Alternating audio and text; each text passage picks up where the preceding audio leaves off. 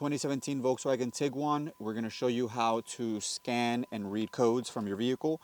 The OBD2 port is going to be right next to the brake pedal, and it's going to be right here. It's purple. There is only one way that this connector can go, and it's tapered down. So feel around for it, connect it, and as you can see there, the scanner has lit up.